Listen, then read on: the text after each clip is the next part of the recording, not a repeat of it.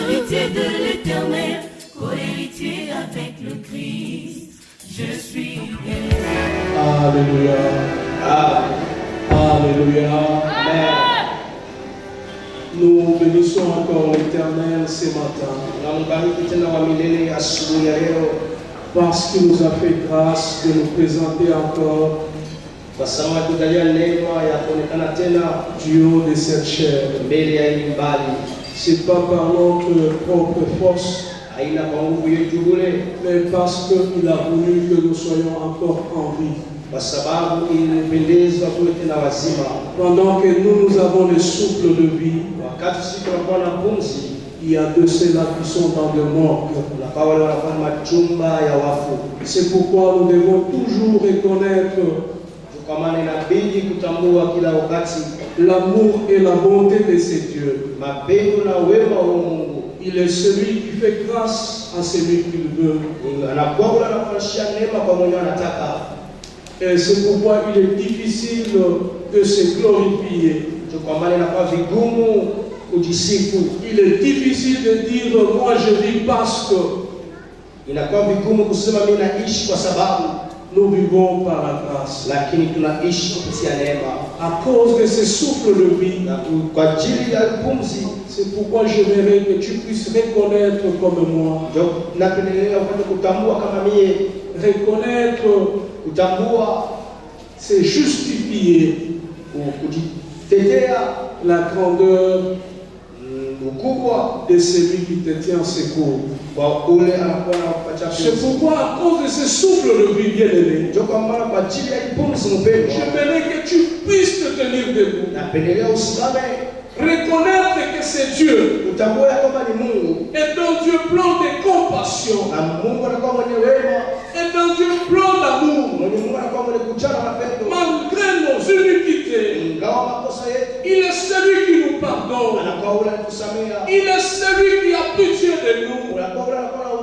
Et c'est pourquoi nous sommes encore en vie. Pour cela, nous allons l'acclamer, la donner, l'élever, parce qu'il est digne, il mérite les acclamations. Merci Seigneur Dieu.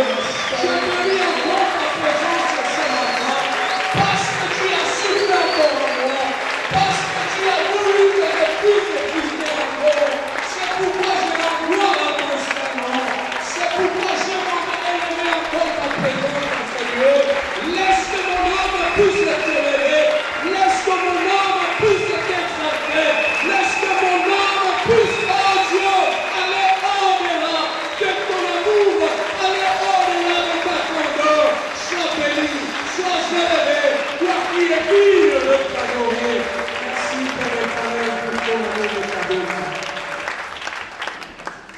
Bien-aimé, que Dieu te bénisse. Et avant de commencer avec notre message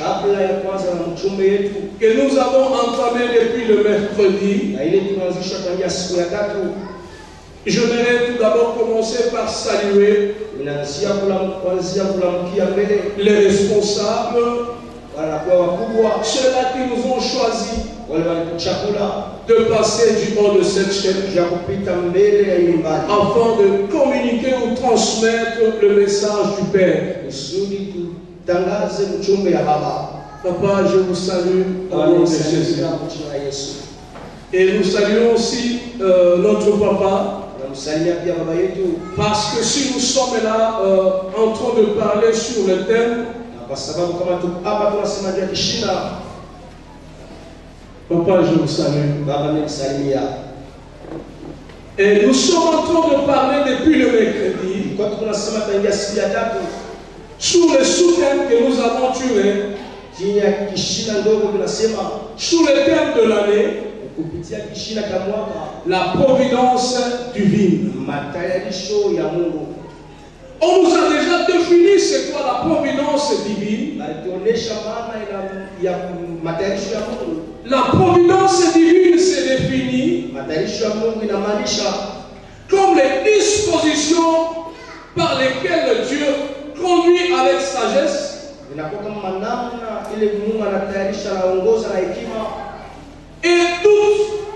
et amour toute la créature jusqu'à leur fin. Il y a deux mots qui m'intéressent. Il y a le mot sagesse et l'amour. Pendant que j'étais en train de chercher à comprendre c'est quoi la sagesse, c'est quoi l'amour de Dieu, j'ai compris une chose. Dans la providence divine, la Bible me dit la sagesse de Dieu. Or, la sagesse, on nous définit comme un discernement. Le discernement, c'est l'équilibre. Alléluia. Et c'est là que j'ai compris que cette année, c'est une année de jugement. Dieu lui-même viendra juger. Parce que le monde a ses jugements. Le jugement de ce monde est déséquilibré. Mais le jugement de Dieu équilibre les choses. C'est quoi le jugement? Le jugement, c'est trier. C'est mettre à l'écart. C'est tirer. Alléluia. Laissez-moi te dire une chose. Cette année, tu seras aussi trié. Tu seras mis à l'écart. Tu seras mis à part. Parce que tu es un peuple de Dieu. Tu es Israël. Israël veut dire un peuple mis à part. Israël veut dire peuple de Dieu. Israël veut dire un homme fort. Cette année, je te dis, bien-aimé, tu seras fort parce que tu seras avec Dieu. Dieu sera de ton côté. Et cette année, Dieu lui-même va te justifier. Cette année, Dieu lui-même va mettre l'équilibre dans ta vie. Alléluia. Alléluia. L'homme n'a pas l'amour. L'homme peut s'approcher de toi en train de te flatter, montrant l'amour. Mais ça, c'est pas la vraie amour. Alléluia. Tu peux tomber malade aujourd'hui. Après un mois, 2 mois, la personne peut supporter. Mais après 10 ans, la personne va se fatiguer. Mais il y a quelqu'un qui ne se fatigue jamais. C'est Jésus-Christ de Nazareth. Lui qui l'accompagne jusqu'à la fin. C'est pourquoi cette année, que la providence divine, Dieu a dit ceci, il va nous accompagner jusqu'à la fin du temps. Alléluia. Amen. Pourquoi Dieu veut venir nous mettre à part? Parce que Dieu a compris que nous avons un problème. Et ce problème, c'est ce que nous avons intitulé comme les combats. Alléluia. Amen. Alléluia. Et le sous-thème que nous avons intitulé, il est intitulé ne crains point car l'Éternel te connaît. Ne crains point car l'Éternel te connaît. Dieu te connaît parce que c'est lui-même qui t'a appelé. Dieu te connaît parce qu'il a sacrifié quelqu'un pour ta vie. Dieu te connaît parce que le sang de l'agneau avait coulé à la croix de Golgotha. À cause de ton salut. Ne crains point, car l'Éternel. Nous allons nous tenir debout. On va nous lire dans le livre de Jérémie, chapitre 1, le verset 5. Et puis on va nous lire dans le livre de Daniel, chapitre 6, le verset 1er jusqu'au 4e verset.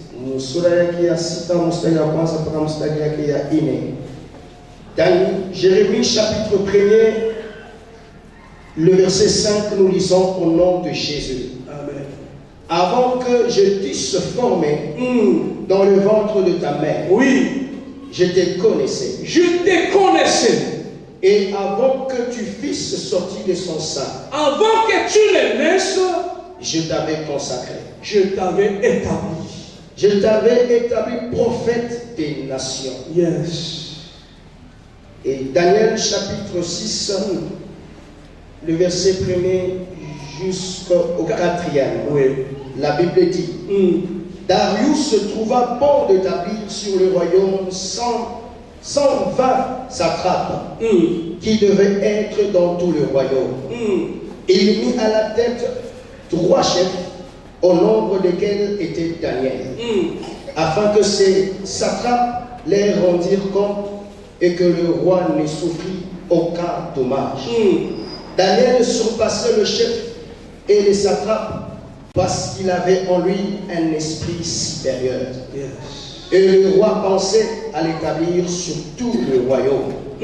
Alors, le chef et les satrapes cherchaient une occasion d'accuser Daniel en ce qui concernait les affaires du royaume.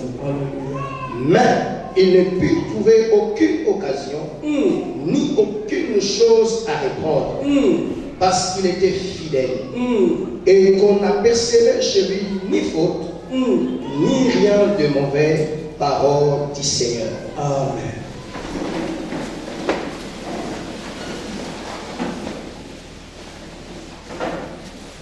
Alléluia. Amen. Dans Jérémie, la Bible nous dit, avant que tu ne naisses, Dieu te connaissait. Avant que tu ne naisses, avant que les autres puissent te connaître, Dieu t'avait déjà établi. Alléluia. Amina. Ce que tu es aujourd'hui, ce que tu seras demain, ce que tu seras après-demain, les mondes ne connaissent pas. Mais je te dis, Dieu connaît déjà ce que tu seras demain et ce que tu seras après-demain.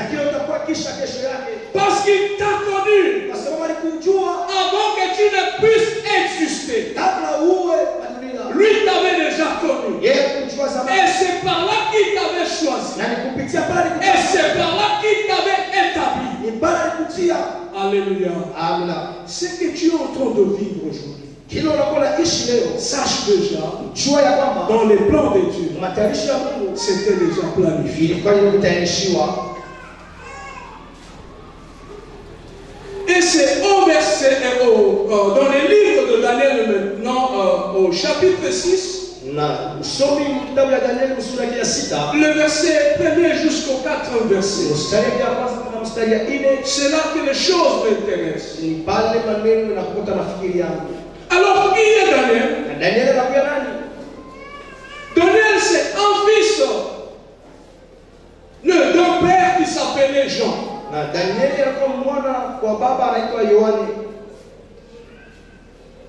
Il est d'origine israélite. C'est comme je vous ai dit, Israël, c'est un peuple mis à part. Alors Israël s'est exilé. Israël s'est exilé. Il s'est exilé pourquoi? Quand on dit la personne s'est exilé, veut dire qu'il s'est déplacé par force. Pas par sa volonté. Et Et c'est comme ça qu'Israël s'était retrouvé à Babylone. Israël avait pris fuite par rapport aux difficultés. Et c'est comme ça qu'ils se sont retrouvés à Babylone. Comment ils se sont retrouvés à Babylone? Ils se sont retrouvés à Babylone parce qu'il y avait un roi qui s'appelait Nebuchadnezzar. C'est celui-là qui les avait capturés et les mettre en prison. Pendant que Nebuchadnezzar avait arrêté le peuple israélite, cet homme de Daniel était encore plus petit. Pourquoi je dis il était encore plus petit? Parce qu'il n'avait que 17 ans. Alléluia. Tout ce que Daniel subissait, c'est parce que ses parents, ses grands-parents s'étaient exilés. Daniel n'avait pas la volonté de quitter son pays pour aller s'exiler à Babylone. Alléluia. Laissez-moi te dire une chose. N'ayez pas peur. Parce que les difficultés que tu as, parfois c'est pas par ta volonté, mais c'est pas peut-être la volonté de tes parents, peut-être par la volonté de ton entourage, peut-être par la volonté de tes amis. Mais n'ayez pas peur, parce que Dieu te connaît. Daniel à l'âge de 17 ans, Dieu le connaissait déjà. Il avait un don à lui. C'est là que je aimais. Pendant qu'il était dans la captivité, les dons qui étaient en lui, la Bible me dit ceci. C'est les dons de l'esprit supérieur qui était en lui.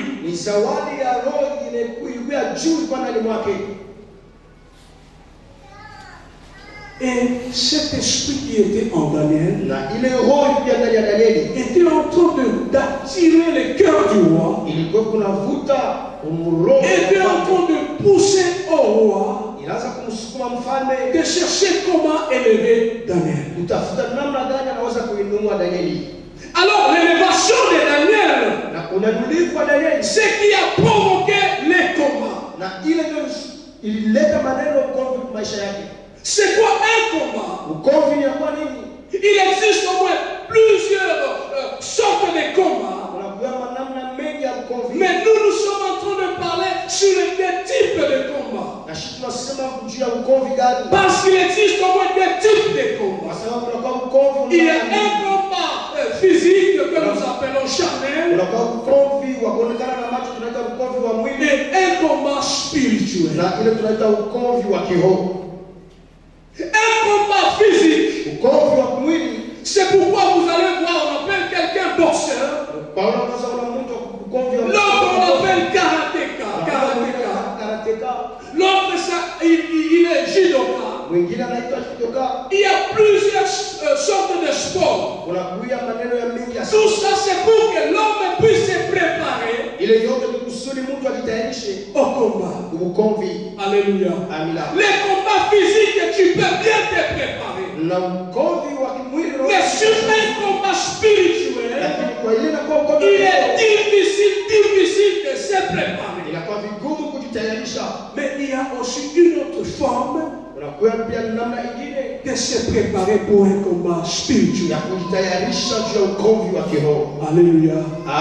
Daniel ne comprenait pas qu'il avait un combat. Daniel avait un combat pas parce qu'il avait l'argent. Daniel n'avait pas un combat parce qu'il était beau. Daniel n'avait pas un combat parce qu'il était dans la famille royale. Mais il avait un combat parce qu'il peuple mis à part. Kwa sababu alikuwa taifa lilikuwa chiliwa pembeni. Daniel avait un combat parce qu'il était en train de garder la loi du Père. Na Daniel alikuwa ukombo kwa sababu anataka kuchunga sheria ya baba. Daniel avait un combat parce qu'il était fidèle à son Dieu. Na Daniel alikuwa ukombo kwa sababu alikuwa mwaminifu. Le combat de Daniel, parce que Daniel s'était confié à un vrai Dieu. Kwa sababu Daniel aliweka matumaini mwake kwa Mungu mwenye ukweli. Alléluia. Amina. Et cela a commencé le combat de Daniel. Na ni pale ukombo wa Daniel unaanzishwa. Daniel ne comprenait pas. Daniel alipaswa kuelewa qu'il y avait déjà un combat contre lui. ya kwamba kulikuwa ukomvi juu yake. Et c'est comme cela que la Bible nous dit, pendant que le roi pensait à établir Daniel, l'introduit dans l'équipe dirigeante, les gens qui dirigeaient savaient déjà que si le type ici remontait, venait dans notre équipe, il va nous étouffer. Que faut-il faire maintenant? Il faut les combattre. Il faut l'effacer. Il faut les tirer. Les mettre à l'écart. Alléluia. On te cherchera, mais on te trouvera. Parce que tu es caché dans le sang de Jésus. Daniel était caché dans la présence de Dieu. Mais ses ennemis ne sachant pas que Daniel était un fils de la promesse. Laissez-moi te dire, tu es un fils de la promesse. Tu ne mourras pas, tu vivras. Tu ne mourras pas, tu vivras. Malgré les combats, tu ne mourras pas, tu vivras. Alléluia. Amen. Ils ont cherché comment étouffer Daniel. Parce que Daniel avait un esprit supérieur. C'est cet esprit supérieur qui était en train de gêner les autres. C'est cet esprit supérieur qui était en train de troubler les rois. Laisse-moi te dire une chose. Le fait d'accepter Jésus est en train de déranger le monde ténèbres. Le fait d'accepter Jésus, la présence est en train de troubler le monde. Le fait de suivre Jésus, ta vie est en train de prier. Et le monde des ténèbres ne passe pas. Le monde des ténèbres est en train de préparer quelque chose. Mais laissez-moi te dire une chose. Tu sortiras vainqueur. Au nom de Jésus.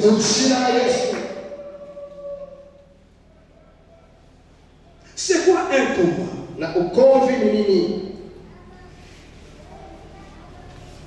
Un combat, c'est lutter contre les adversaires. Alléluia. Dans Matthieu, la Bible me dit ceci.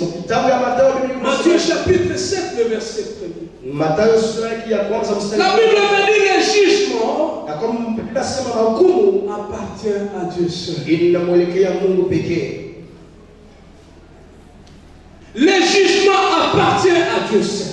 Daniel ne savait pas qu'il avait un combat. Mais les adversaires se préparaient jour et nuit. Comment menacer Daniel? Mais Daniel ne savait pas. Mais parce qu'il avait un juge. Alléluia. C'est le juge qui était en train de révéler à Daniel de se préparer. Comment Daniel s'est préparé? Daniel était un homme de prière.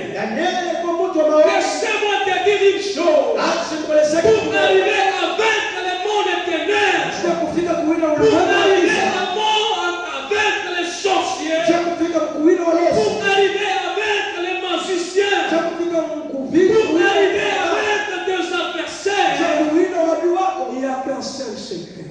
C'est une vie de prière. Soit un homme de prière. Soit une femme de prière. Soit un fils de prière. Soit une soeur de prière. Ta prière va bouger. Les mondes éternels. Ta prière va renverser beaucoup de choses dans ta vie. Ta prière va changer ton quartier.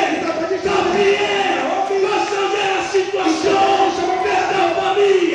Ta prière va changer la situation de ce pays. Sois un homme de prière.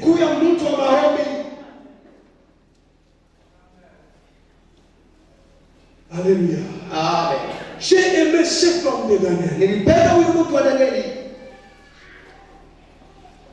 J'ai aimé cet homme de Daniel. Parce que c'était un fils de la promesse. Tout ce que Daniel subissait, ce n'était pas par sa volonté, mais ce n'était pas la volonté de Dieu. Pourquoi les problèmes accablaient Daniel? Parce que Dieu voulait prouver que réellement il est Dieu qui écoute la prière. Parce qu'il est celui qui délivre. C'est Dieu ne déçoit jamais. L'année 2024, tu as été déçu. Mais cette année 2025, je te prophétise par l'onction de mon Père que tu iras très loin. Je te prophétise que tu auras la bonne santé. Je te prophétise Dieu va t'élever. Et le monde ne va même pas comprendre comment est-ce que tu es élevé. Parce que tu seras un homme de prière. Alléluia. Amen. Qu'est-ce que signifie le nom de Daniel? Daniel signifie juge. Alléluia. Alors pendant que Daniel était à Babylone, les Babyloniens avaient leur Dieu.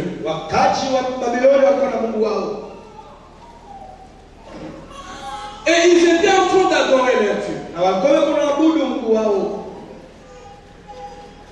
C'est pourquoi Dieu a séparé la nuit et le jour. Le jour et la nuit et le jour auront à se rencontrer. Je pense et je crois ce serait la fin du monde. Alléluia. Amen. C'est comme ça que Daniel ne voulait pas se mélanger avec le Dieu de Babylonie. Parce que le Dieu de Babylonie était un Dieu de ténèbres. Alléluia. Un Dieu de ténèbres. Sa mission, c'est de détruire. Babylone signifie quoi? Alléluia. Désordre. C'est ça la signification de Babylone. Désordre. C'est un Dieu de désordre. Il cherche à déstabiliser. Il cherche à déséquilibrer.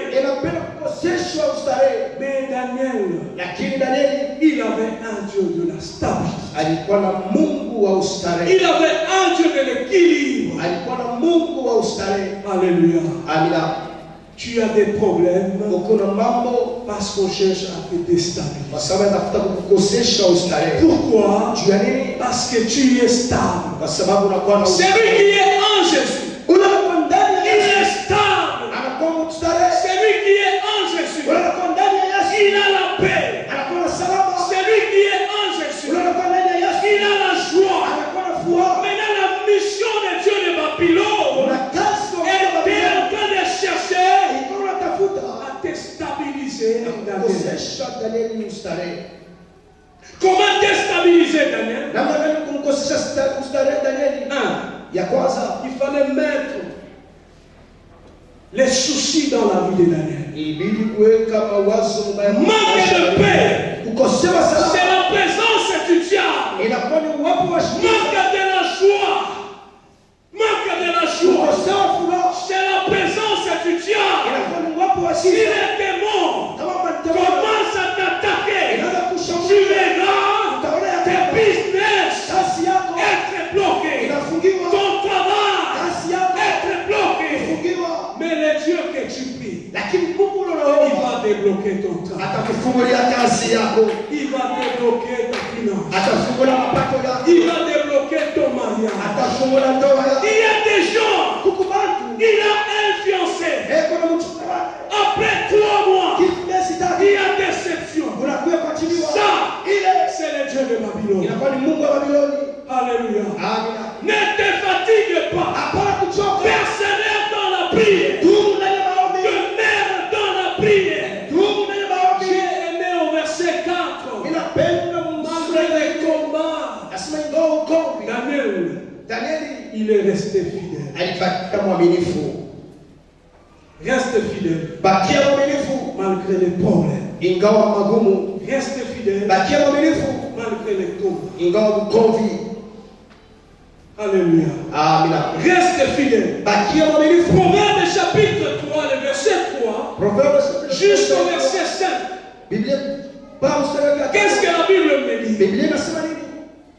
La Bible me dit ceci. N'abandonne pas. Confie-toi à l'Éternel. Oh, que Dieu te bénisse. Que Dieu te bénisse. N'abandonne pas. Reste attaché à Dieu. Tu ne seras jamais déçu. Confie-toi à l'Éternel. Tu verras les délices de l'Éternel. Alléluia. Au verset 7. Ils ont continué à comploter contre Daniel. Pendant que Daniel, lui n'avait pas un problème avec eux. Pourquoi? Parce que Daniel faisait partie du nombre de dirigeants. Mais parce que Daniel était fidèle à son Dieu. Même ce qu'il faisait était toujours correct. C'est ce qui poussait maintenant l'attention du roi vers Daniel. Alléluia. Fais correctement ce que tu fais. Fais ton travail correctement. Alléluia. C'est là que Dieu verra que tu es fidèle. Et il viendra à ton secours. Alléluia. Ils ont comploté contre cet homme de Daniel. Qu'est-ce qu'ils ont dit? Ils ont commencé à flatter le roi. Roi Darius, nous aimerions te voir demeurer à jamais. Nous aimerions te voir rester au trône. Et tout ça, c'était aussi chercher comment attirer l'attention du roi. Alléluia. Ils ont insisté. Alors le roi demanda et posa la question. Qu'est-ce que nous devons faire par rapport à tout ce que vous avez dit? Alléluia. Faites attention avec cela qui t'entoure. Garde secret. Faites attention avec cela que tu fréquentes. Alléluia. Les gens qui étaient avec Daniel, les gens qui travaillaient avec Daniel, ce que je vais te demander, sois un modèle même là où tu travailles. Sois un modèle même dans ce que tu fais dans ta vie. Alléluia. Amen. Si tu es un modèle et tu es fidèle à Dieu, un jour, Dieu va te juger. Mungu atakufa. Ne cherchez pas le mariage. Usitafute ndoa. Et dans l'entretemps, tu as des copains, copines. Na pale unakuwa na marafiki wanaume na wanawake. Ne fais pas le travail, tu attends à arriver à une promotion. Apolo fanya kazi utafuta Et wakubalisha. tu es dans les groupes de malfaiteurs. Lakini unakuwa kikundi ya On va te chasser du boulot. atakufukuza kukazi. Alléluia. Amina. Sois fidèle. Kuwa mwaminifu Fais correctement na uzuri ton sawa travail. kazi yako. Et tu verras cette année, Utaona hii mwaka Dieu va t'aider. Mungu atakuinua. Tu fais le business. Unafanya kazi ya mikono. Ne mange pas la capitale. Hapana kule makuta kazi ya mikono. Même si tu n'as pas gagné aujourd'hui, Hata kama kule leo, demain tu vas gagner. kesho utapata. Garde la capitale. Chunga ile pesa kutumika na kazi. Alléluia. Amina. Garde ça. Uichunge. C'est ça la sémence. Ile ndio kwa mbegu. On ne mange jamais la sémence. Abakurake kama mbegu. C'est la sémence qui produit. Ni mbegu inakwenda toa. Alléluia. Amina. Daniel, ne sachant pas asikujui que là, le gens qui l'environnaient, ya kwamba watu walikuwa wanaishi naye, les gens qui marchaient avec lui, watu wanaotembea naye, les gens qui travaillaient avec, wale watu wanaotumika nao pamoja, ce sont ceux-là qui complotaient contre lui. ni wale watu walikuwa wanatumia maneno mabaya juu yake. Faites attention. Ukebe yange Peut-être, sasa kingine, ce sont les gens à qui que tu es en train de dire tes secrets. sasa zingine na kwa wale watu wanaoonyesha masiri yao, Qui vont te faire tomber. wanaweza kukuangusha. Alléluia. Amina. La Bible me dit, Biblia inasema Dieu n'a jamais fait quelque chose au hasard. kwa siwezi kufanya kitu Si aujourd'hui Dieu te parle, kama leo Mungu parce qu'il a anakuzungumzia, dit quelque chose en toi. kwa sababu anaona kitu kimoja ndani Essaye un yako, peu de changer. na angalia kubadilisha. Cette année Ni 2025, mwaka 2025, tu verras ce que Dieu va utaona faire. nini Mungu atafanya. Ils ont comploté contre Daniel. Walitunga maneno kinyume na Danieli. Daniel ne savait pas. Danieli asikujui. Et le roi a accepté. Na mfalme akaitika. Parce qu'ils ont dit Kwa sababu alisema que les ancêtres, ya kwamba wakama yetu, nos grands-pères, wakama yetu nous avaient dit walituoneshaka que celui qui viendra ule atakuya ici chez nous huku kwetu et commencer à prier na kwanza kuomba en nom mchina de notre Dieu ya Mungu mwingine sera tué. atauawa. Alléluia. Amina. C'est pourquoi ils avaient même prévu Ndio kwa maana walimuonesha la fosse au lion. na kwa tutaisha jimu La la fosse au lion ile jimu wa simba était prévue pour les prisonniers. itarishwa kwa wale Celui qui est condamné à mort ule anahukumiwa sera jeté atatupiwa dans la fosse au lion. mjimu ya Celui qui ira à l'encontre de la loi babylonienne ule tena kinyume sera jeté dans la fosse au lion. mjimu ya simba. Ils ont poussé au roi Wakamsukuma mfalme de signer apige mistari les décrets.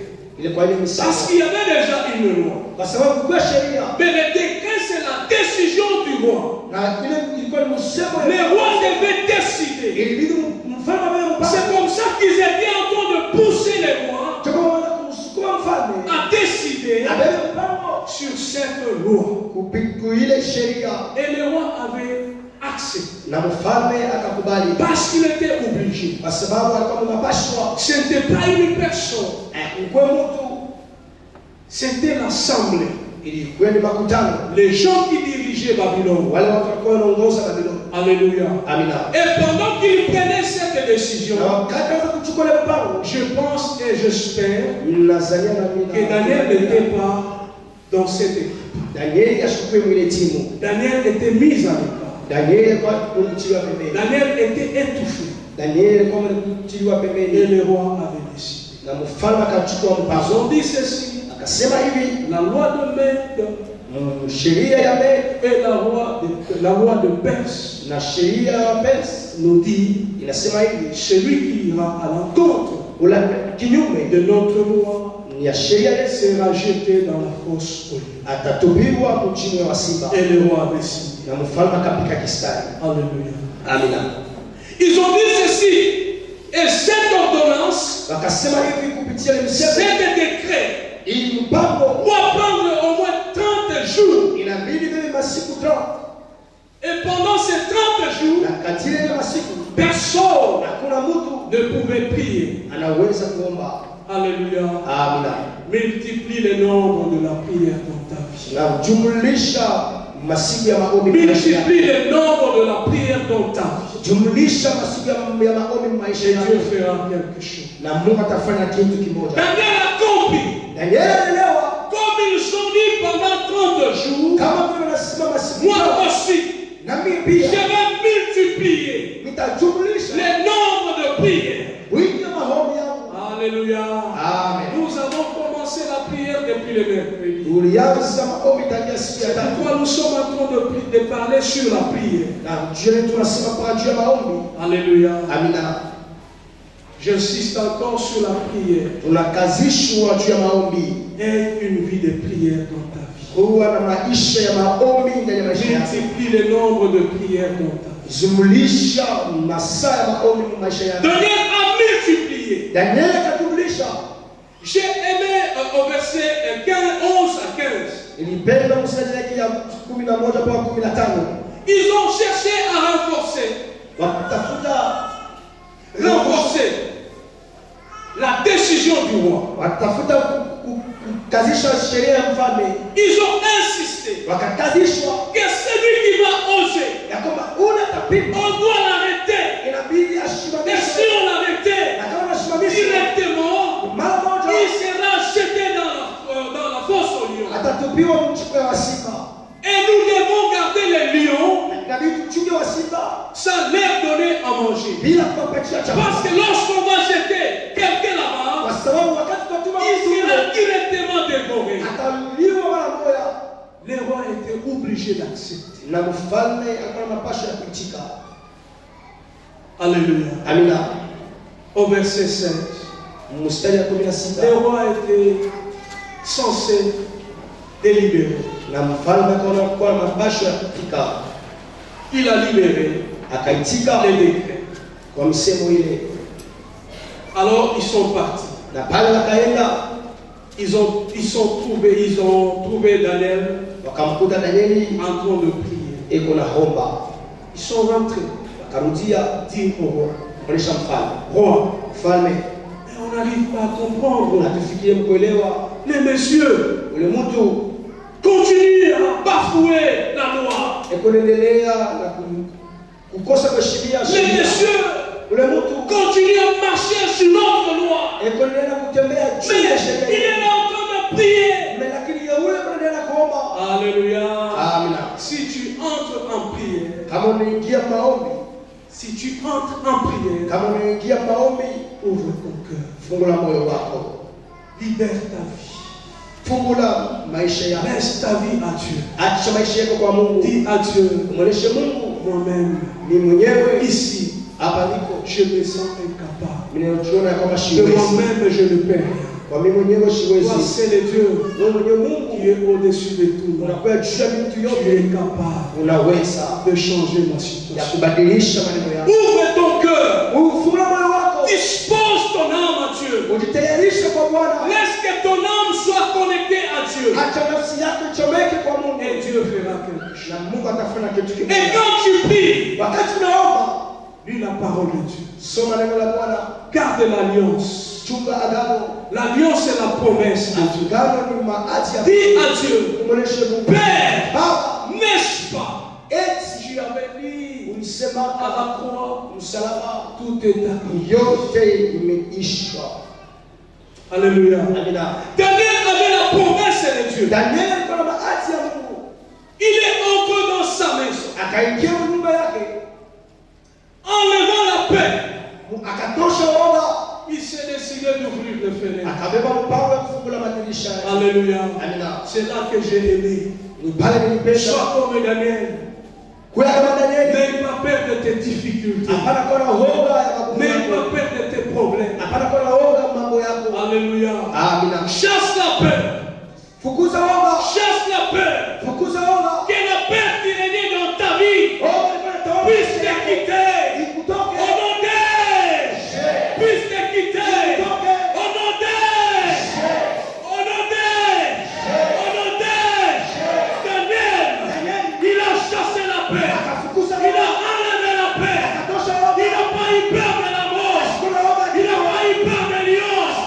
Il Il n'a pas eu peur de la force. Il s'est décidé d'entrer dans sa maison, ouvert la fenêtre. Il a commencé à prier le matin, la journée, le soir, le matin, la journée, le soir, le matin, à midi, le soir. Alléluia. Ils sont arrivés. Ils se sont étonnés. Quel genre de type? Il n'a pas peur du roi. Il n'a pas peur des lions. Alléluia. Ils sont partis vite voir le roi. Et lui dit, roi, tu dors. Il y a quelqu'un qui est en train de te saboter. Qui est en train de te saboter. Mais tu dois arrêter cet homme. Et le faire tuer. Tu dois périr. Tu ne mourras pas. Tu vivras. Tu ne mourras pas. Tu vivras. Malgré les complots. Tu vivras. Tu ne mourras pas.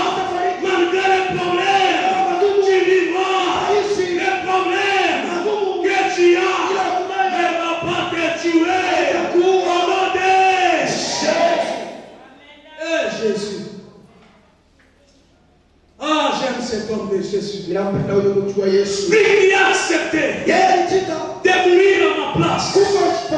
Lui qui a accepté de verser le sang que mon père ne pouvait pas le faire.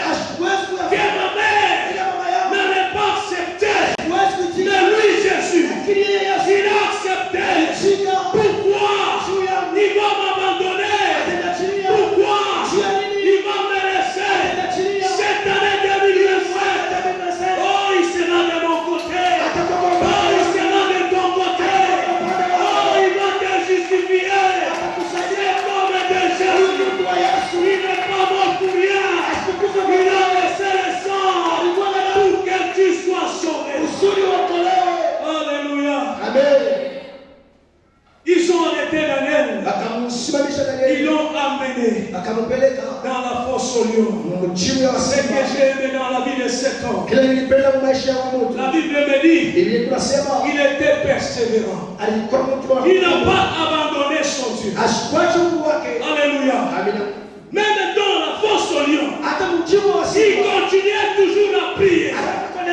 Même si tu es dans des difficultés, même si tu ne sais pas bouger, tu es malade, et l'espoir que le Dieu de Canaan, que le Dieu d'Apollinaire va sauver ma vie, que le Dieu d'Israël va sauver ma vie.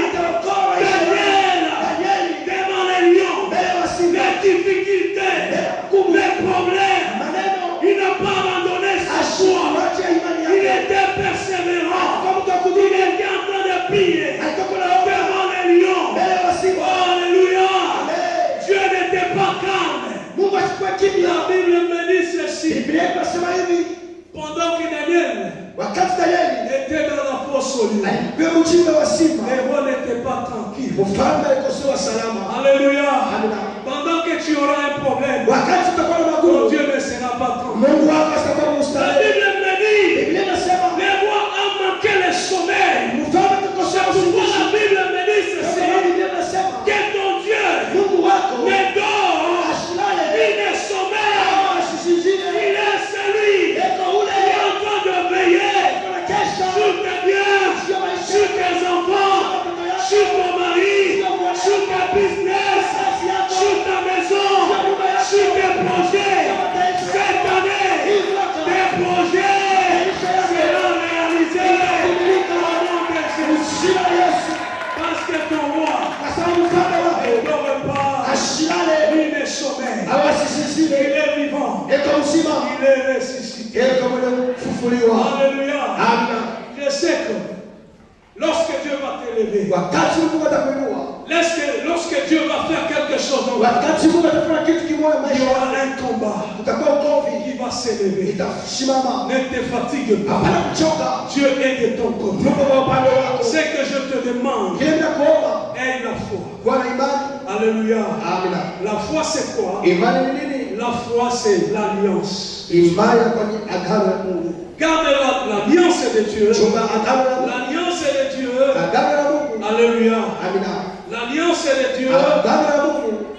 C'est ce que moi j'appelle Ile inaitwa la loi de Dieu. sheria ya Mungu. Garde la loi de Dieu. Chunga sheria ya Mungu. Parce que Dieu a déjà promis Kwa sababu Mungu alishakuaka sur ta vie kwa maisha yako quelque chose. kitu kimoja. Et la chose que Dieu a promis, Na ile kitu Mungu ça finira par ça. itafika kwa kutimilika. Alléluia. Amen. Si tu lis dans Psaume chapitre 18, le verset 17, Kama soma Psalm 18 verset la Bible me dit tu ne mourras pas, Biblia inasema mais tu vivras. lakini utaishi. Vivre, Kuishi, vivre, kuishi, c'est boire. ni kuona, Vivre, kuishi, c'est aussi manger. kula, Tu vas manger utakula, ta bénédiction. baraka Tu yako, mangeras utakula, le miel de ta bénédiction. Usali ya C'est baraka pourquoi tu ne mourras kwa pas. maana utafariki. Garde la loi de Dieu. Chunga sheria ya Tu Mungu, vivras. utaishi. Alléluia. Amen. Deuxième des choses, Lakini kabisa, sois fidèle à Dieu. baki mwaminifu, Être fidèle à Dieu, c'est garder sa foi. ni kuchunga imani Malgré yako. les problèmes, Ikawa magumu, malgré les difficultés, ikawa magumu, garde ta foi. chunga imani yako. Proverbe chapitre 3, Proverbe le verset 5.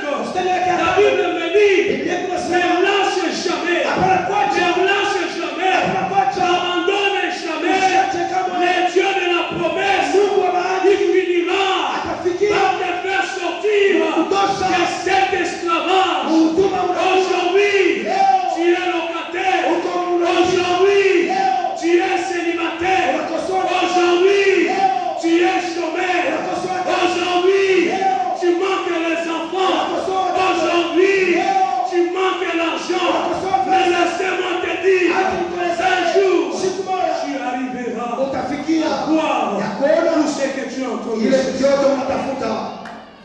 Troisième point, Na nukta ya tatu, confie-toi à l'éternel. tumainia neno la milele. Confie-toi à l'éternel. Tumainia neno la milele. N'abandonne jamais. Hapana kuachilia. Ne lâche jamais. Usiache kamwe. Alléluia. Amen. Esaïe 41, Esaïe, le verset 10. La Bible me dit, le prophète Esaïe, qui était en train de déclarer, parce que Esaïe s'est retrouvé dans des difficultés, mais parce que Dieu était du côté d'Esaïe. Esaïe n'avait pas un problème avec le diable, mais le diable était jaloux de la foi de cet homme. Il est descendu pour aller détruire la vie d'Esaïe. Alléluia. Ton Dieu est vivant. Ton Dieu est vivant. Ton juge est vivant. Ton juge est vivant. Le Dieu d'Esaïe est vivant.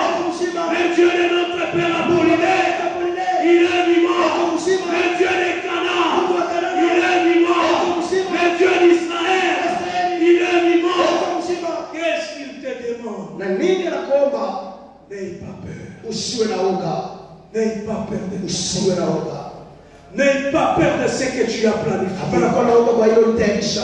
Prends ta décision. Leo mpango yako. Enlève la peur. Tosha woga. Que cette année, Ya kwamba hii mwaka je ferai des grandes choses. nitafanya vitu vikubwa. Alléluia. Amina. Un jour, j'étais ici, Siku walikuja hapa. du haut de cette chaîne. Mbele ya nyumbani. Je crois, à ce temps-là, on était avec le frère Peter. Na ule wakati nikikumbuka tulikuwa na ndugu Peter. Celui qui avait modéré. Yeye alikuwa anachukua naongoza. Et moi, j'avais prêché. Na mimi nilihubiri. J'avais dit ceci. Nilisema hivi. Un jour, Siku moja je serai aussi véhiculé. na nitakuwa na gari. Alléluia. Amina. Alléluia. Amina. Mais ça, c'est pas la fin. Na ile na mwisho. Ça, c'est pas la fin. Ile na mwisho. Notre Dieu, il est illimité. Mungu wetu ashina na mipaka. C'est pourquoi il ne faut pas limiter ton Dieu. Kwa maana kuna kumtia. Laisse que ton Dieu fasse ce qu'il veut faire de toi. Acha Mungu afanye wewe anataka. Alléluia. Amina. Un jour ici, Siku moja hapa. j'étais en train de parler. Je n'oublie pas les promesses de Dieu. Nilikuwa nasimamisha sauti ya J'avais dit ceci. Nilisema hivi. Je serai aussi parmi les dirigeants dans ce pays. Nitakuwa katikati ya Et je crois cela. Amina bidai. Parce que la Bible me dit, Kwa sababu Biblia inasema ce qui est impossible à moi inaenda kuwa est possible à Dieu. Si tu crois à cela, je te prophétise aussi, tu seras grand un jour dans ce pays. Aie la foi, confie-toi à l'Éternel. Ce qui est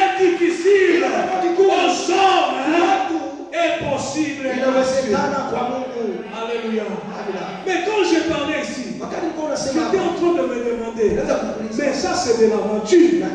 Je n'ai même pas un franc. Comment est-ce que je vais payer l'aventure? Alléluia.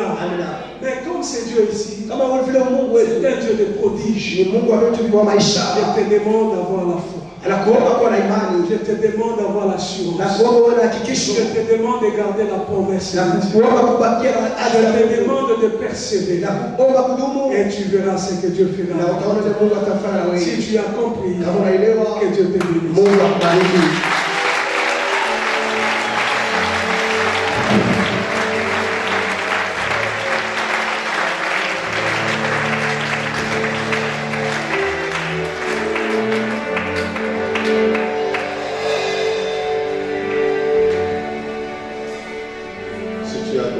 Dieu te bénisse.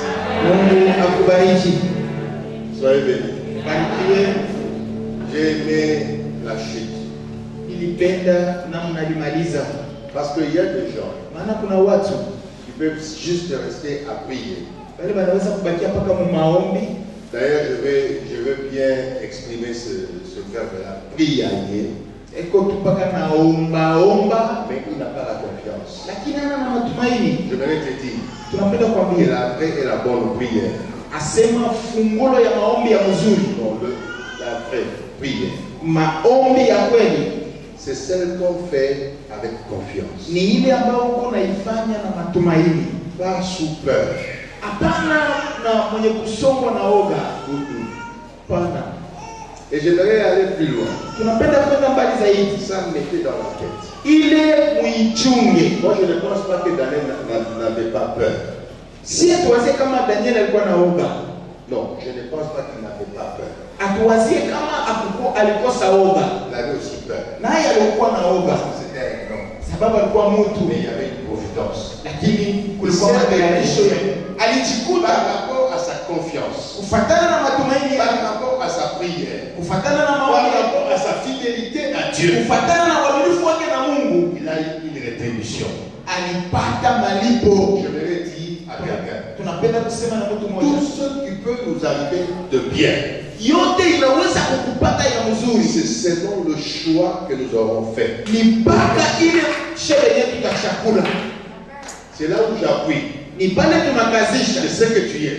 Kile wiko. C'est la volonté de Dieu. Ni mapenzi ya Mungu.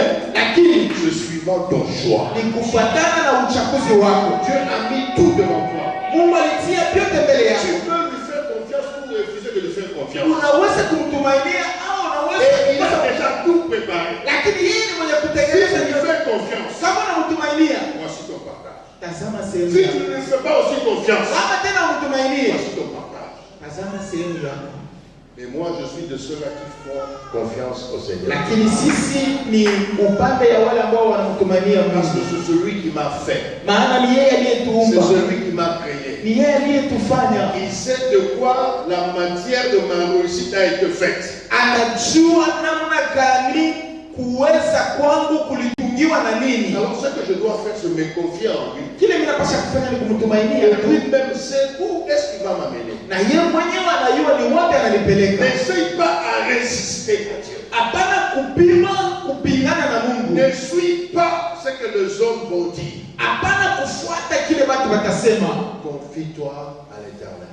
Umtumainie wa milele. Et je crois et j'insiste. Tunaona na ceux qui se sont confiés à l'Éternel. Kwa wale ambao wanaisha kumtumainia wa milele. Ils vont trouver dans leur cœur. Watakuta mnyoyo yao. Le chemin tout tracé. Njia yenye je veux insister à cette église. Tunapenda kukazisha kwa hiyo kanisa. Kuyoke la mutute. Hapana kushikia kwa mtu. Confie-toi à l'Éternel. Wewe mtumainie wa milele. Les gens seront là pour t'accuser. Tubatakuwa pale sababu ya kukushitaki faussement kwa bure tu véritablement. Au tena kumambo le nombre de l'homme c'est l'accusation. Kile kinakuwa kia mtu ni mashitaki. Dieu me fera grâce. Mungu atatunelisha. Je te donnerai 7 raisons pour lesquelles les gens peuvent t'accuser. Tutakupatia masababu 7 kwa ajili ya hiyo mtu anaweza kukushitaki. Et dans ces cas-là, je veux dire faussement accusé. Na kwa hiyo namo tunasema ni kukushitaki kwa bongo na accuseront toujours. Batakuwa mpaka na kushitaki. Et la grande raison par rapport aux fausses accusations, na sababu kubwa kufuatana na mashtaki ya uongo, ce n'est pas toi ton combat. aina wewe beko nakombanisha. On combat le Dieu en qui tu t'es confié. Banakombanisha Mungu yule ndani yake ulitumainia. Alors gloire reste à Dieu. Kumbe wewe bakia mwenye C'est kuambatana na Dieu qui est capable de fermer la gueule au lion. ni Mungu anaweza kufunga kinywa cha simba. Mais ce jour-là, Mpendo, hiyo siku moi je pense mimi nawazia que Daniel aussi avait peur comme moi là. Danieli naye alikuwa na woga, sasa hivi niko nayo hapa. Et même quand on a commencé à l'amener dans la fosse au lion. Hata wakati balikuwa beko na munyangula wa mtupe mshimu. Ça c'est dans l'homme. Ile ni ndani ya mtu. Il était en train de dégager les ondes négatives. Pale alikuwa na yeye iko natosha yasho ya boka. Le Dieu en qui il s'est confié. Lakini Mungu ndani yake yule alitumainia. Parfois, je ne pleure pas quand de mauvaises choses m'arrivent. Ni maana mara mingi atuliake kama vitu vibaya vile. Quand de mauvaises situations t'arrivent, Kama mambo ambayo yanakupata, peut-être que toi tu peux croire à autre chose. sasa nyingine wewe utaaminia kwa maneno Il mengine. y a d'autres situations qui nous arrivent. Huko mahali ingine ya maisha Dieu inatupata. dans sa providence les a préparés Mungu kwa matayarisho yake pour alinipanga. notre élévation. Kisha Et kunyanyuliwa je kwetu. te dis ici, si Daniel n'avait jamais jeté aux forces de Dieu, on n'allait pas les connaître. Kama Danieli akumtupaka mshimo ya simba, Mungu atakuyo. Juu ya nini watamuyu? Nous le connaissons Tunamjua parce qu'on l'a fait tomber dans la fosse au lion. sababu alimtuma mshimo. Et les lions ne l'ont pas mangé. Na wasimba Là, hawakumkula. la bonne nouvelle commence. Na ni pale maisha mapya yanaanza. J'ai prophétisé et j'ai dit, Sema papa, on va t'accuser faussement. batakushitaki On kwa te Mungu. mettra dans une mauvaise situation. Batakuweka Tu maisha vas en mabaya. sortir vainqueur. Utatoka kama Et mshindaji. les jours de ton Dieu sont glorifiés. Jina ya Mungu wako itatukuziwa. Et toi, tu dois faire. Kile wewe unapaswa kufanya, Confie-toi à l'éternel. umtumainie tu wa milele. Dieu te pourra. Yote inaweza kufika. Dieu sait. Mungu anajua. Une chose qui nous manque aujourd'hui. Kitu kile kinatukosa leo. Je le répète et je le répéterai toujours. Bado kuna isema na kurudilia. Les petits là, ils disaient ceci. Ule kijana Nous alikuwa nous anasema, confions au Seigneur. "Shetu mtumainie Même Bwana. s'il faut mourir, Hata kama inabidi kufwa, nous allons mourir dans le Seigneur. tutakufa ndani ya Bwana." Dieu regarde.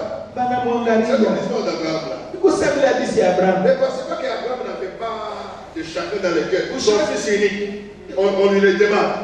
Isaac Et puis quand Dieu regarde dans son cœur, il dit, ah, ce monsieur, si je laisse encore une seconde, asema Mungu asikama mimi na mwachetu wakati. dans sa confiance, il tue la femme. Huyo mtumaini ataua mtoto. C'est là où Dieu intervient. Ni pale Mungu yeye mwenyewe alishuka kusaidia. C'est là où Dieu intervient. Ni pale Mungu Dieu anashuka na voit le cœur. Mungu anaonaka moyo. Ça va? Yes. Dieu voit le cœur. Mungu La anaonaka. manière dont tu te confies. Namna ile ambayo wewe Parce unamtumaini. que watu wengine wanaombaka hapana kuomba, beko na semanganya. Yes. Non, non, Seigneur, je te fais confiance. Sema Bwana na kutumainia. Ici, même s'il faut mourir, je meurs pour toi. Hapa kama kufa mimi nitakufa kwa ajili C'est yako. combien que je meurs pour toi là. Ni mzuri ni kufa kwa ajili yako. Il voit la sincérité dans ton cœur. Mungu anaona vile ndani ya Et moyo si je wako. ne ferme pas la gueule au lieu, on va les manger. Il est prêt. Anasema kama mishifunge kino kia simba watakukula.